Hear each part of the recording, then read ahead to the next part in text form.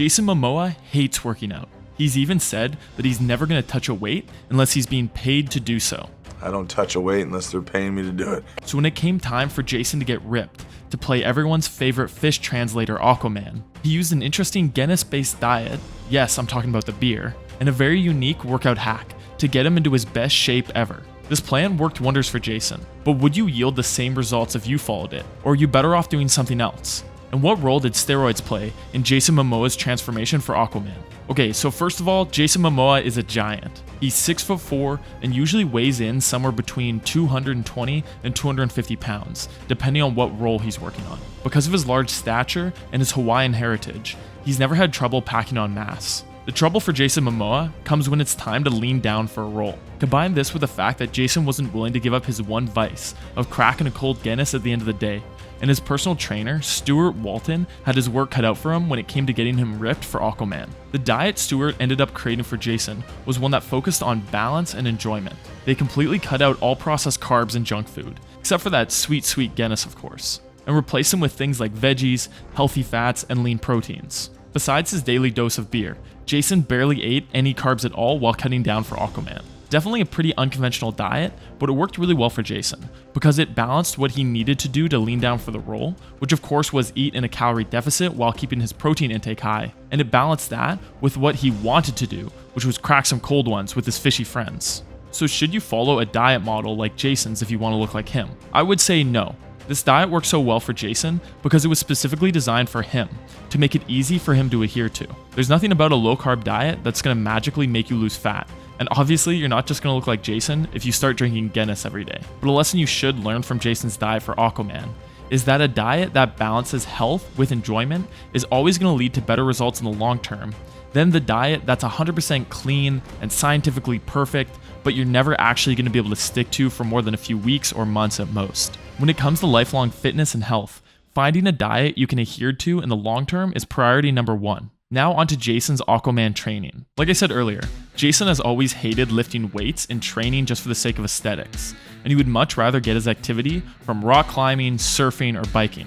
But to play characters like Conan the Barbarian, Khal Drogo in Game of Thrones, and of course Aquaman, you're gonna have to hit the weights. So back when Jason was starring in Conan the Barbarian, his trainer came up with an ingenious weight training program that was fast-paced and could be done quickly, so Jason could just smash it out and be done with it.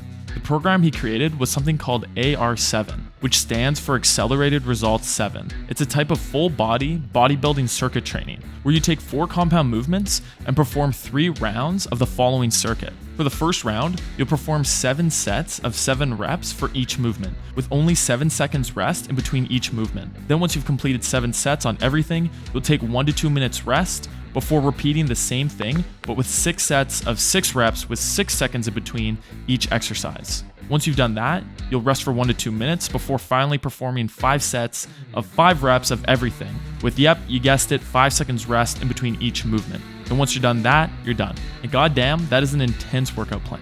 Jason would perform this type of workout 1 to 3 times a day, with additional treadmill cardio mixed in. This plan worked really well for Jason because it was specifically designed for him. But do you know what didn't work so well? This outfit. That's a big yikes. But luckily, thanks to my partners over at SuperX, you won't have the same problem.